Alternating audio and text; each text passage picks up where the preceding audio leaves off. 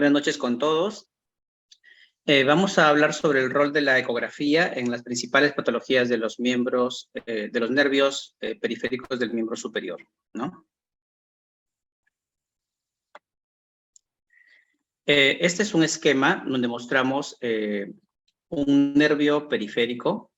Lo característico de estos nervios es que son multifasciculares, es decir, esta imagen redondeada del centro es un fascículo nervioso, son varios fascículos que integran el nervio y tienen una capa posterior que es el epineuro, ¿no? Entonces, si esto lo llevamos a las imágenes de ecografía, este es el nervio mediano en la región distal del antebrazo. Vamos a poder identificar la imagen en panal de abeja característica y no solamente eso, sino que los bordes que son hiperecogénicos, ¿no? Que acá están con la flecha roja, corresponden al epineuro, ¿no? Y las imágenes las líneas blancas que están dentro del nervio corresponden al perineuro y las imágenes hipoecogénicas, ¿no?, que están dentro del nervio corresponden a los fascículos nerviosos. Es decir, de algún modo podemos nosotros, este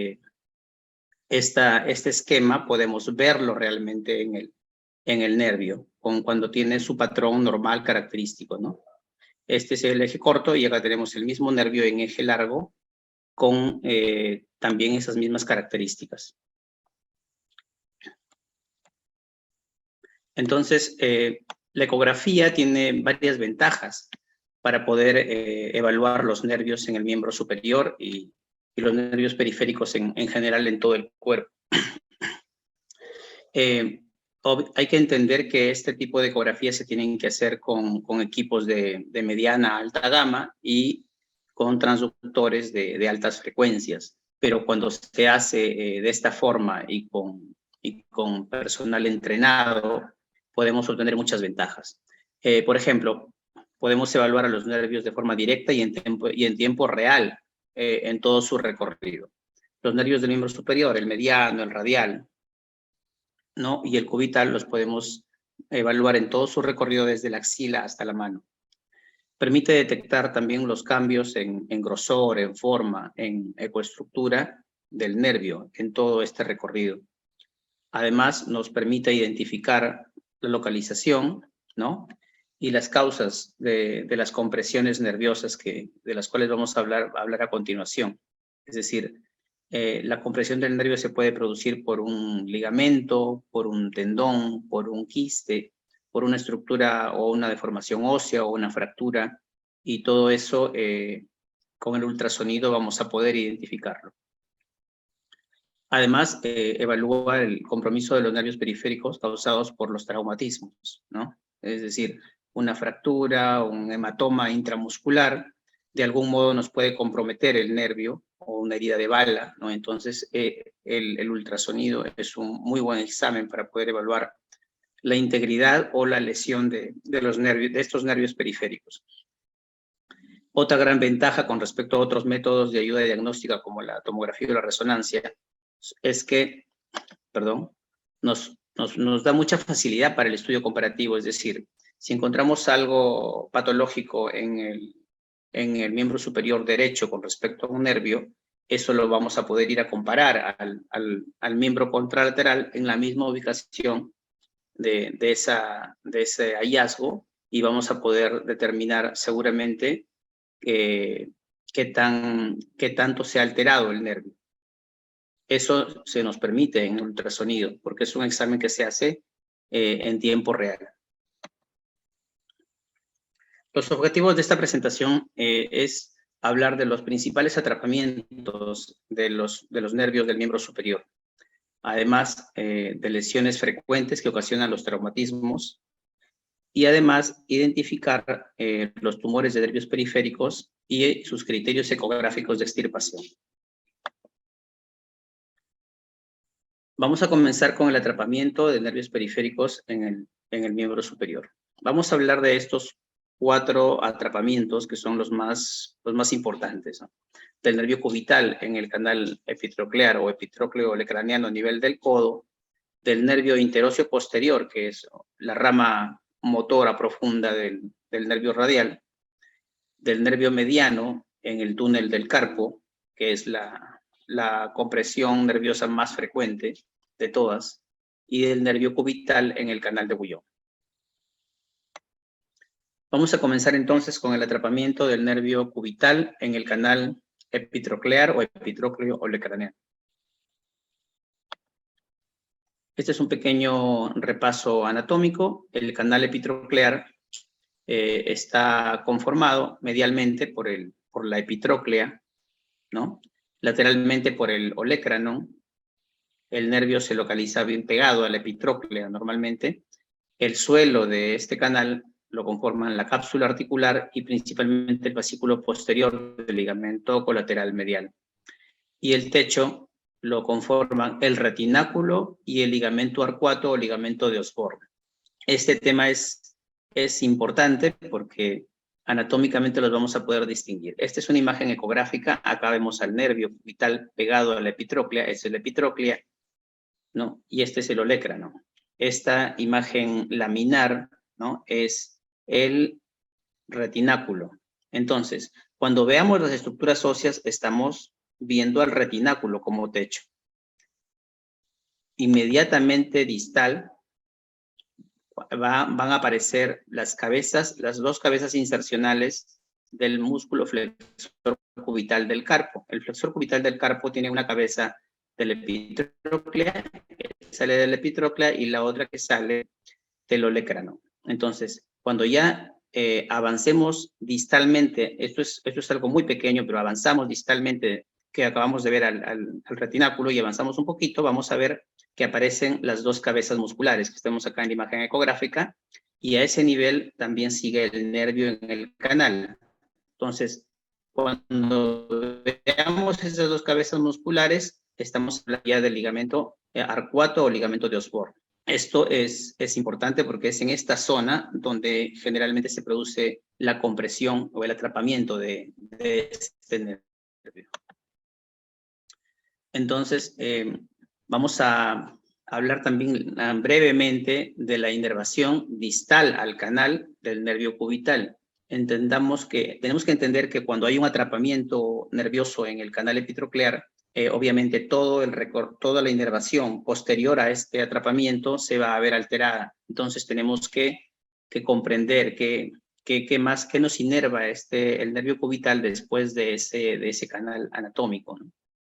El nervio cubital va a descender por el antebrazo, de algún modo tapado por el flexor cubital del carpo del que estábamos hablando. Acá en este esquema se ha retirado y desciende el nervio cubital entre el flexor profundo de los dedos y el flexor superficial. En el antebrazo va a inervar solamente al flexor cubital del carpo y a la mitad cubital del flexor profundo de los dedos. La mitad cubital va a corresponder luego a los tendones flexores profundos del cuarto y quinto dedo, ¿no? Los otros dedos están inervados por el mediano. Ya en la mano va a dar inervación motora y también sensitiva. La inervación motora son todos aquellos músculos intrínsecos de la mano, de la eminencia hipotenar, y también en la eminencia tener el flexor corto del pulgar, pero su rama profunda. También el aductor del pulgar, todos los músculos interóseos y los lumbricales 3 y 4. Con respecto a la inervación sensitiva, va a inervar el aspecto cubital, digamos, de la palma y del dorso de la mano, y el quinto dedo y la mitad cubital del cuarto dedo. Entonces, cuando tengamos un atrapamiento a nivel del canal epitrócleo olecraniano de este nervio, vamos a tener comprometidas todas estas funciones motoras y sensitivas del nervio, ¿no? Con respecto al atrapamiento, el cuadro clínico de estos pacientes, pues tienen dolor en la parte medial del codo, problemas sensitivos en el cuarto y quinto dedo, como ya dijimos, que lo inervan sensitivamente al quinto dedo completo y en la mitad cubital del cuarto dedo. También va a tener problemas motores en el cuarto y quinto dedo y en los músculos del antebrazo, como el flexor cubital del carpo, el flexor profundo del cuarto y quinto dedos y los músculos hipotenares e interóseos. Si es que pasa el tiempo, va a ocasionar atrofia de estos músculos. Y también en algunos casos puede llegar a presentar la mano en garra cubital. Los hallazgos ecográficos pues son el engrosamiento proximal y a nivel del ligamento de Osborne, ¿no? Y luego se adelgaza ya en la parte distal del canal y saliendo del canal. Diversos estudios han considerado como un límite de corte al área de sección transversa del nervio mayor de 9 milímetros de área de sección, ¿no? También algunos casos presentan subluxación o luxación del nervio. Esto se puede evidenciar en el estudio dinámico del nervio en el canal epitroclear, ¿no? Se hace con maniobras de flexión y extensión. Este es un caso clínico. Vemos acá el nervio cubital a nivel del canal epitrócleo olecraneano. Lo vamos a ver heterogéneo, significativamente engrosado y con aumento de su área de sección transversa. Acá se ha puesto el área que le correspondía, 33 milímetros cuadrados, que es bastante incrementado, ¿no? Ha perdido totalmente su patrón fascicular en panal de abeja, ¿cierto? Entonces acá tenemos el nervio en eje largo. Vemos acá el engrosamiento proximal, conforme se va alejando, va acercando, perdón, al canal y va ingresando, se va adelgazando nuevamente. Este es un corte longitudinal. Justo en la zona del túnel vemos significativamente engrosado el nervio, no solamente engrosado, sino que ha perdido su ecostructura normal y ha perdido su patrón fascicular. Y acá, ya en la parte distal del nervio, nuevamente se adelgaza. Este es otro caso, no tan grosero o espectacular como el anterior, pero vemos acá el nervio en el canal epitroclear, ¿no? Con un área de sección transversa de 12 milímetros cuadrados, ¿no? Y este es en corte longitudinal, engrosado en proximal al canal, y conforme ingresa y sale o ya empieza a salir del canal, se adelgaza nuevamente. Siempre, como dijimos, en este tipo en el ultrasonido musculoesquelético, es importante hacer los estudios comparativos. Vemos acá el nervio en el codo de este mismo paciente, en el codo derecho, que es un nervio cubital normal, y en el codo izquierdo, el patológico que acabamos de ver. Acá tenemos un bonito caso de luxación del nervio cubital a nivel del canal epitroclear, ¿no? Acá vemos cómo es que el nervio está en el canal y de pronto ya no está. Esto se hace con maniobras de flexión y extensión. Es un estudio dinámico. Vemos acá en la extensión con esta paciente, la extensión del codo, vemos el nervio está en el canal y conforme vayamos flexionando, el nervio va saliendo del canal, ¿no? Hasta finalmente verse luxado. Bueno. Ahora vamos a hablar del atrapamiento del nervio interóseo posterior. El nervio interóseo posterior es la rama motora del nervio radial. A nivel de la flexura del codo, el nervio radial, entre los músculos braquiorradial y braquial, se divide en dos ramas. La rama motora, que es la profunda, que se conoce como nervio interóseo posterior, y la rama superficial, que bueno, se conoce como rama superficial del radial, ¿no? De estas dos ramas, esta que está más inferior es la rama profunda o el interóseo posterior.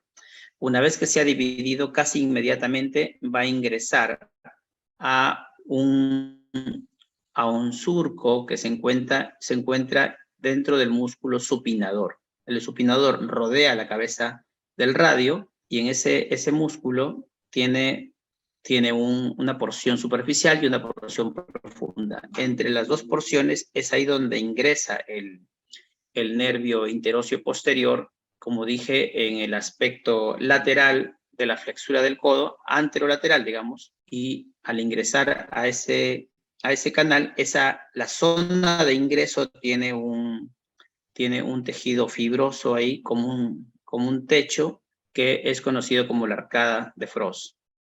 Una vez que ingresa ahí, se llama ya nervio interóseo posterior, y todo el canal que recorre en el supinador es conocido como el canal radial. Acá vemos en este dibujo el nervio radial, cómo es que desciende, y en la flexura del codo se divide en la rama profunda. Este es el supinador, ingresa acá por la arcada de Frost, que sería esta, hacia el músculo, y esta es la rama superficial. Este músculo es motor, exclusivamente motor. Su inervación es motora e inerva a todos los músculos extensores del antebrazo. El atrapamiento del interóseo posterior en la arcada de Frost tiene el cuadro clínico de debilidad de los músculos extensores en el dorso del antebrazo. Como ya dijimos, todos los músculos extensores son inervados por este nervio. Además, se puede observar desviación radial de la mano con la extensión del puño, dolor profundo en el codo y dorso del antebrazo, y dolor en los movimientos de pronación, supinación y extensión del codo. La sensibilidad del antebrazo y mano pues no están alteradas porque recordemos que este músculo es eminentemente motor. Perdón, este nervio es eminentemente motor, no tiene inervación sensitiva. Los hallazgos ecográficos son el engrosamiento del nervio en la arcada y proximal a la arcada, y luego con adelgazamiento a nivel del túnel radial o distal al túnel radial. El área de sección transversa también se encuentra incrementada con respecto al contralateral. No se han hecho tantos estudios como en el cubital o como en el túnel del carpo para los nervios, pero lo que hacemos en estos casos es vemos el significativo incremento del área de sección transversa con respecto al contralateral sano, ¿no? Acá tenemos un caso clínico de atrapamiento del interóseo posterior, en este caso en el codo derecho. Acá vemos al nervio, y esta sería la arcada, donde se atrapa. Al atraparse acá, entonces, se muestra engrosado al ingreso de la arcada, y proximal a la arcada también está engrosado. Este es en eje largo. Este es el mismo paciente, pero con el nervio en eje corto. Vemos las dos ramas del supinador justo en la entrada de la arcada de Frost. El nervio se encuentra significativamente engrosado, heterogéneo, y ha perdido su patrón fascicular. Mientras que en el lado contralateral, el izquierdo sano, pues tenemos un nervio de grosor normal. Como ya dije, es muy importante siempre hacer los estudios comparativos. Este es otro paciente con atrapamiento del interóseo posterior. Este es un paciente que tenía luxación de la cabeza del radio, paciente con acondroplasia y luxación de la cabeza del radio por la acondroplasia. Acá vemos en esta radiografía, se ha tomado ya con maniobras de pronación e hiperpronación, y vemos cómo es que la cabeza radial está significativamente luxada.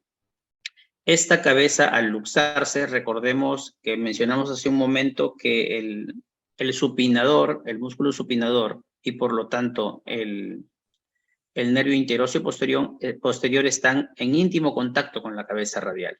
Entonces, si tenemos un paciente que la cabeza radial está luxada, esta cabeza eventualmente puede comprimir al nervio, ocasionando un síndrome de la arcada de Frost, ¿no?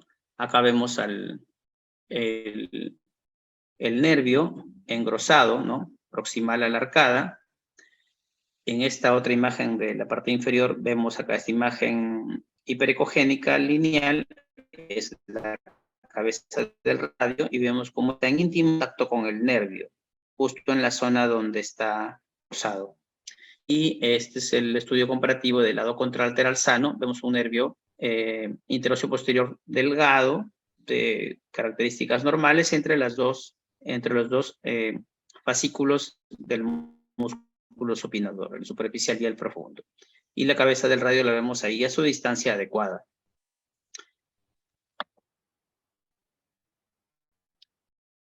Ahora vamos a hablar del atrapamiento del nervio mediano en el túnel del carpo. El síndrome del túnel del carpo es el atrapamiento de un nervio periférico, el más común de todos, ¿no? Es muy frecuente, es una enfermedad laboral, ¿no? Entonces, vamos a recordar brevemente qué es el túnel del carpo.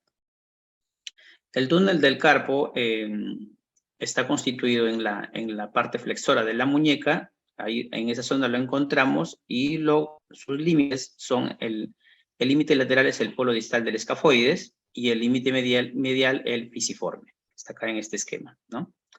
El techo lo compone el ligamento transverso del carpo, o ligamento anular del carpo, y el piso, el hueso semilunar. Acá el nervio mediano va a estar localizado justo debajo del ligamento transverso del carpo y sobre los tendones flexores. Entonces acá tenemos el imagen el nervio mediano justo debajo del ligamento. Lo hemos ya coloreado para que se identifique más fácilmente. Pero entonces esta es la ubicación normal del nervio mediano en el túnel del carpo, y esta es la zona donde tenemos que hacer la medición del área de sección transversa. Para recordar brevemente la inervación del mediano distal al túnel del carpo, ¿no? El mediano va a tener, ha emitido ya una rama cutánea palmar, ¿no? Entonces, acá vemos en este dibujo, esta es la zona inervada por esa rama cutánea palmar. Entonces, aunque tengamos un paciente con atrapamiento del mediano, esta zona pues no va a ser afectada porque el nervio ha salido proximal al túnel del carpo. Pero sí las demás, ¿no? Estas ramas sensitivas, que son ramas digitales palmares, para el primero, segundo, tercer y para la mitad radial del cuarto dedo. Estas de acá son ramas sensitivas. Tenemos inervación sensitiva en la mano y también inervación motora de estos músculos intrínsecos de la mano. En la eminencia tenar, ¿no? Casi todos, menos la cabeza profunda del flexor corto del pulgar, que habíamos visto que la inervaba el cubital, y también los lumbricales 1 y 2. Esto, como dije, es importante revisarlo brevemente para poder entender el cuadro clínico de estos pacientes, ¿no? Entonces, en el atrapamiento del mediano en el túnel carpiano, vamos a tener disminución de la sensibilidad en los dedos pulgar, índice, medio, y también en la mitad radial del anular, ¿no? La otra mitad de la inerva el cubital. Vamos a tener debilidad en la opción del pulgar. Este es un signo importante, es el signo de la pinza, ¿no? En casos más crónicos tenemos atrofia de la musculatura tenar y, bueno, pues dolor en la mano y muñeca. Los gallegos ecográficos, el más importante de todos es el incremento del área de sección transversa en la entrada del túnel del carpo. Esto se ha estudiado bastante. Hay varios estudios que hablan de 10 milímetros, del diámetro mayor de 10 milímetros cuadrados. Perdón, el área de sección transversa mayor de 10 milímetros cuadrados. Algunos hablan de 10.5, otros de 11, pero en general se acepta como más de 10 como patológico. Además, tenemos que el nervio mediano, ya en la zona más distal del canal del túnel del carpo, se adelgaza, ¿no? Es decir, engrosado a nivel de la zona de inicio, ¿no?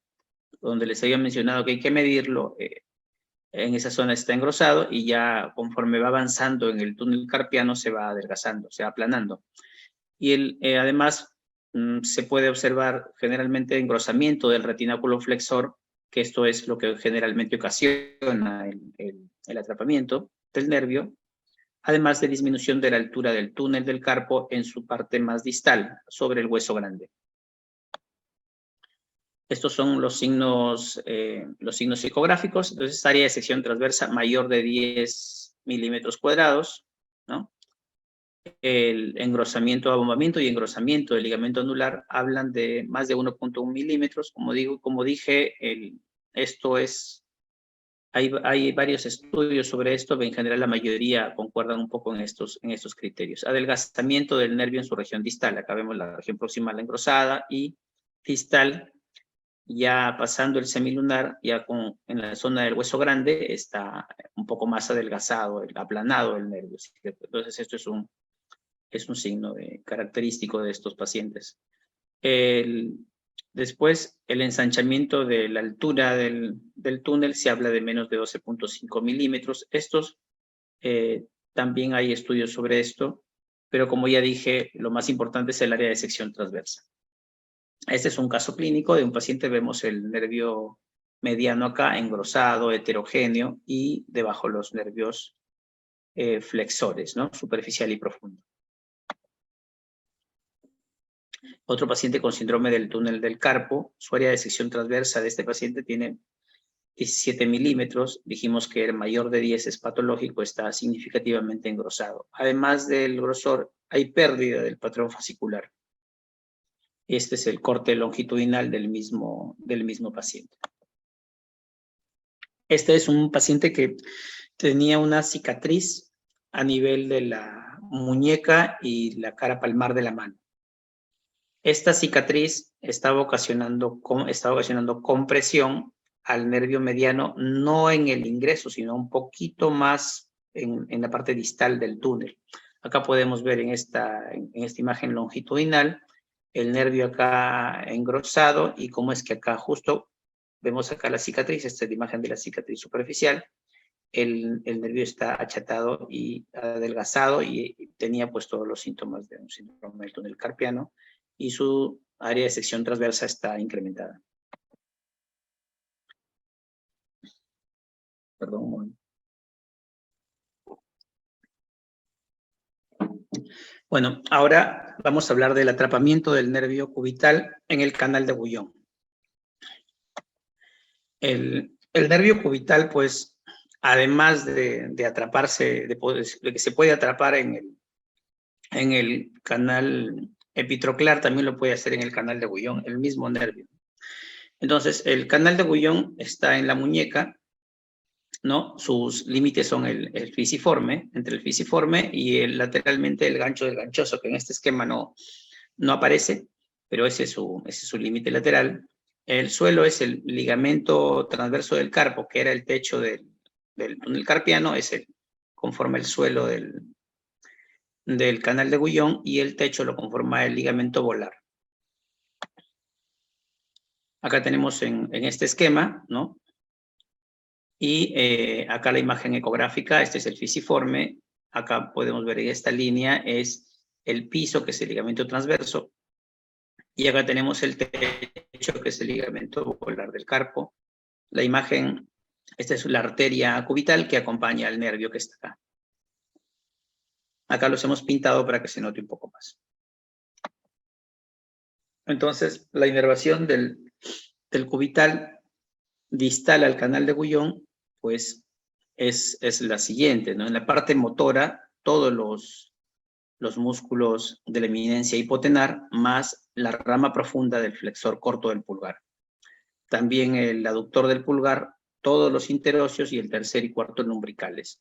Esta inervación motora la va a dar esta rama, que es la rama motora profunda, es decir, una vez que pasa el canal de Bouillon, va a tener una rama sensitiva, que es esta, la digital, para el quinto dedo y para la parte cubital del cuarto, es sensitiva, y tiene esta rama motora profunda, que esta es la rama que va a inervar todos estos músculos de la eminencia hipotenar y los músculos intrínsecos de la mano. La inervación sensitiva, como ya dije, de los dedos, lo da esta rama sensitiva de acá, y hay dos ramas previas a la muñeca, que son la rama cutánea palmar y la rama cutánea dorsal. que esas ramas no son, cuando hay un síndrome del canal de Guillain, pues no están comprometidas, ¿verdad? Entonces, cuando pase el atrapamiento del nervio cubital en canal de Guillain, el cuadro clínico será la debilidad de la musculatura hipotenar y de la musculatura intrínseca de la mano. Como ya dijimos, esto inervado por la rama profunda, que sí sale después del canal de Guillain. La afectación de la sensibilidad del cuarto y quinto dedos por su rama superficial sensitiva. Y bueno, puede haber mano en garra cubital, ¿no? También oposición en abducción del quinto dedo y debilidad del aductor del primer dedo. Es decir, conociendo qué músculos y qué zonas sensitivamente son inervadas de la mano por este nervio después que pasa el canal de Guillain, vamos a poder entender los síntomas de estos pacientes. Los hallazgos ecográficos son el engrosamiento del nervio a nivel del canal de Guillain y pues un área de sección transversa mayor al lado contralateral. Acá tenemos un caso clínico, vemos el nervio cubital llegando al canal de Guillain, este es el pisiforme, y acá el nervio cubital normal, pero ya en esta zona, llegando al canal y en el canal significativamente engrosado, heterogéneo, con pérdida de su patrón fascicular. Este mismo paciente, este mismo nervio ya en el canal de Guillain, este es en eje corto, el área de sección transversa de 0.09 centímetros cuadrados, o sea, 9 milímetros, que eso es mucho para el nervio cubital. Este mismo paciente le hacemos estudio comparativo, vuelvo a recalcar la importancia de comparar siempre las estructuras musculoesqueléticas. En la ecografía musculoesquelética hay que comparar permanentemente. Tenemos acá entonces el normal, que mide 0.05 centímetros cuadrados, y el lado afectado, que mide casi el doble.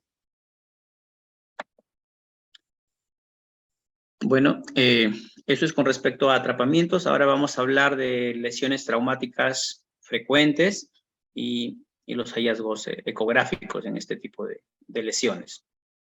Vamos a ver algunos casos clínicos de compresión traumática de nervios, laceraciones y también los neuromas por amputación.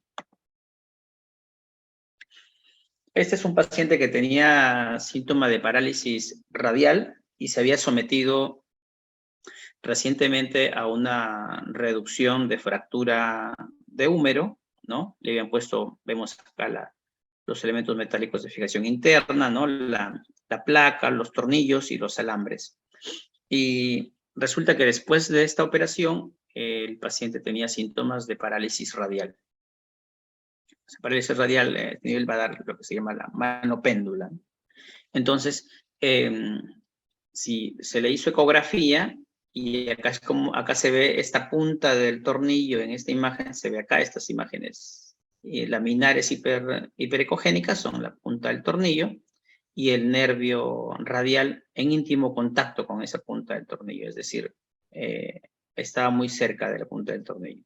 Hay que recordar, no lo mencioné, pero no, es bueno recalcarlo, que el nervio radial pasa por esta zona muy pegado al húmero, en el canal de torsión del radio, por debajo de la cabeza medial y lateral del tríceps.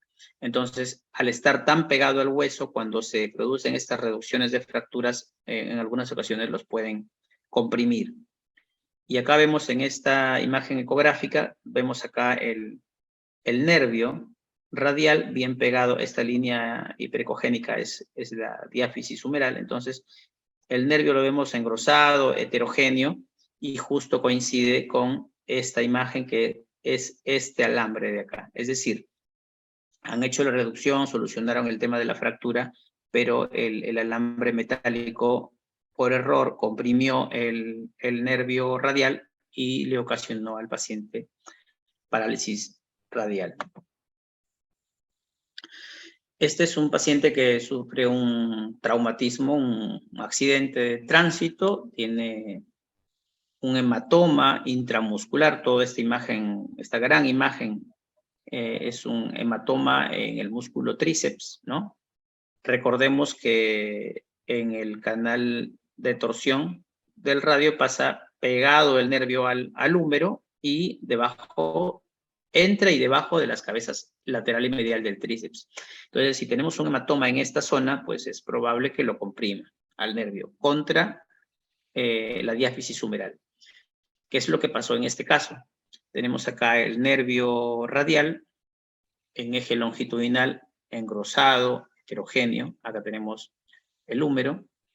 Entonces, acá lo tenemos en eje corto, también engrosado, heterogéneo. Y acá un estudio comparativo del lado afectado con el lado normal. Fíjense acá el nervio grueso y el otro nervio normal, pues, ¿no? Delgado, de características normales. Acá este es un niño que tuvo una fractura, ¿no? De cúbito y radio. Y resulta que el radio en esta zona, esta fractura, una vez que se forma el callo óseo, la fractura fue un poco angulada y el callo también se tomó esa forma, ¿no? Entonces, se anguló tanto que contactaba con el nervio mediano y ocasionó síntomas, pues, ¿no? de atrapamiento del nervio mediano en el antebrazo. Acá vemos el estudio comparativo. Este es el nervio afectado, significativamente de mayor grosor que el lado contralateral sano.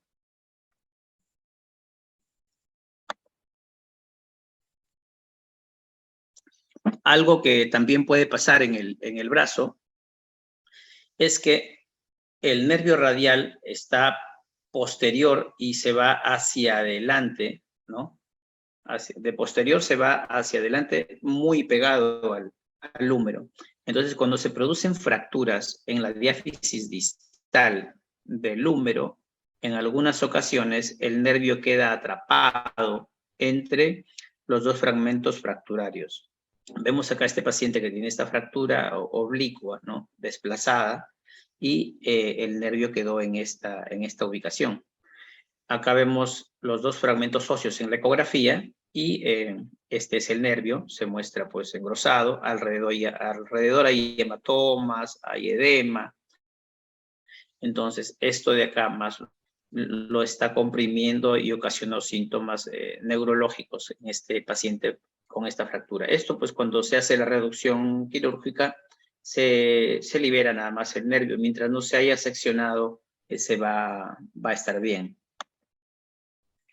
Este es otro caso de un paciente con herida de bala, fractura en región distal del húmero, y en la ecografía tenía síntomas neurológicos de compromiso del nervio mediano. En la ecografía vemos cómo es que el nervio se ve significativamente engrosado, heterogéneo, edematoso, y acá también, ¿no? Es un nervio mediano mucho más, de un grosor mucho mayor del habitual, ¿no? Mientras no haya sido seccionado completamente, estos casos se recuperan. Este es un paciente trabajador de construcción de acá de Piura. Tiene un corte con la máquina, la moladora que utilizan ellos en la región proximal del antebrazo hacia el aspecto, ¿no? Medial, posteromedial, y vemos acá cómo es que tiene, ¿no? La movilidad del cuarto y quinto dedo, pues están comprometidas, ¿no? Comparado con la mano contralateral sana. En esta imagen ecográfica vemos el nervio cubital proximal, se ve bien, acá se ve bien su patrón normal, y una vez que llegamos a la zona debajo de la cicatriz, pues vemos alteración en la ecogenicidad, engrosado, heterogéneo, ¿no? Entonces, había tenido una laceración parcial del nervio, ¿no? Acá en esta otra imagen vemos acá al costado la arteria cubital. Recordemos en el esquema anatómico que el nervio cubital y la arteria cubital descienden juntos por el antebrazo sobre el flexor profundo de los dedos, ¿no? Y debajo del flexor cubital del carpo. ¿Sí me están escuchando? Porque me salió un mensaje de conexión de internet inestable. Sí, doctor, está todo perfecto. ¿Sí? Ok. Muy bien. Bueno, acá tenemos una lesión compleja de de los 3 nervios en un paciente también con una máquina amoladora. Este es un, ¿no? Entonces, vemos cómo es que el mediano acá ha sido seccionado, ¿no? Y se forma un neuroma por amputación, y acá está el otro cabo, el cabo distal. Vemos acá también lo que pasa con el radial superficial, en este caso de la rama superficial del radial. También pasa lo mismo, una sección, ¿no? Y un neuroma, ¿no? Y neurotumesis es cuando es una sección completa, digamos, ¿no? Para decirlo sencillo. Y azulmesis es cuando es algo parcial. Y en cambio en el cubital se produce también un neuroma, pero si se continúa el nervio, ¿no? Fue algo parcial. Entonces, estas son las imágenes ecográficas de este paciente que tenía este tipo de cicatriz, ¿no? Y acá son esquemas que representan el recorrido de los 3 nervios comprometidos. Este es otro caso, un paciente que ha sido acuchillado en el antebrazo, ¿no? Y vemos cómo es que debajo de la cicatriz, ¿no? Acá hay un compromiso del nervio, ¿no? De tal manera que le han ocasionado una sección, una laceración completa, con retracción del cabo distal. Y cómo es que en la ecografía se puede representar muy bien esto. El cabo proximal lo vemos acá, y el cabo distal acá con retraído, ¿no? Este paciente fue operado, ¿no? Acá se nota la sección, y le hicieron un injerto de un del nervio sural para que vuelva a funcionar. Otro caso, un paciente que es herida de bala en la mano, ¿no? Y le lacera el nervio digital común, ¿no? Que comparten el segundo y tercer dedo a este nivel, ¿no? Acá vemos en la ecografía, en este corte, vemos cómo es que hay una fractura conminuta del carpo, estos fragmentos óseos, ¿no? Y acá vemos al nervio digital común. Acá lo vemos, este cabo normal, digamos, por acá también normal, y esta zona comprometida, heterogénea, engrosada, ¿no?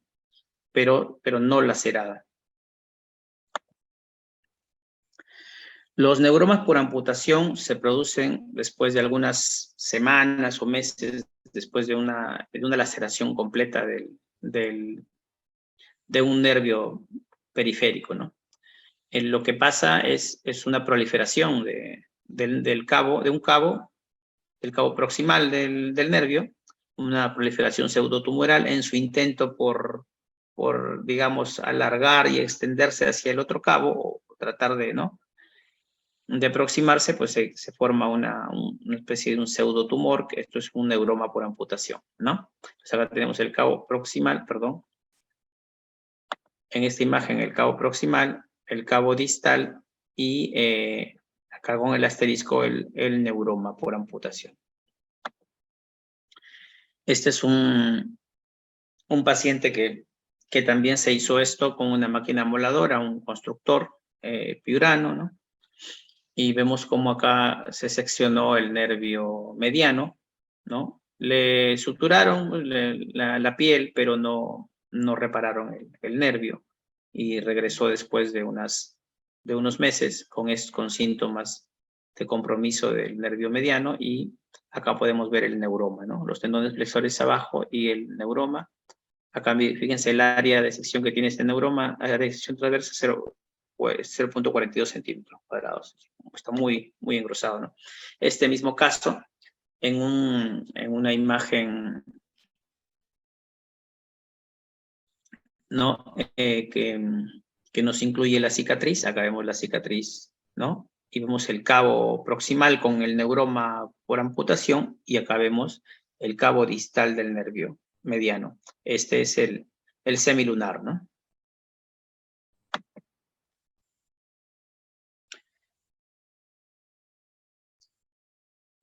Vamos a hablar brevemente de los tumores de nervios periféricos. Cuando identifiquemos un posible tumor de nervio periférico, tenemos que ver si es único o múltiple, porque pues los neurofibromas suelen ser múltiples. Tendremos también que tratar de ecográficamente manejar algunos criterios y poder sugerir a su médico tratante que ese tumor puede ser extirpable o no. Bueno, los más comunes son los schwannomas y los neurofibromas. Los schwannomas son los que se pueden generalmente extirpar. Los tumores periféricos de las vaínas nerviosas en general tienen estas características. Bueno, este es un tumor grande, ¿no? Son ovoideos, ¿no?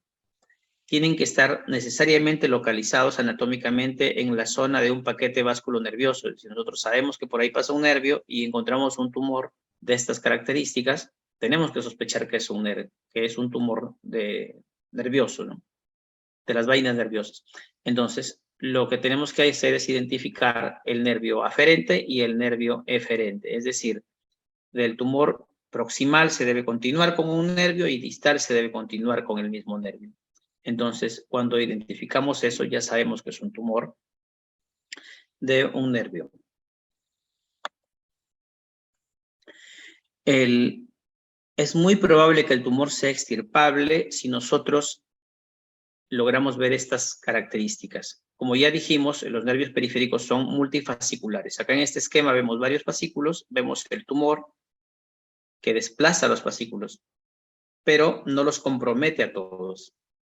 Entonces, este tipo de tumor es resecable. Se saca el tumor y los fascículos siguen cumpliendo su función.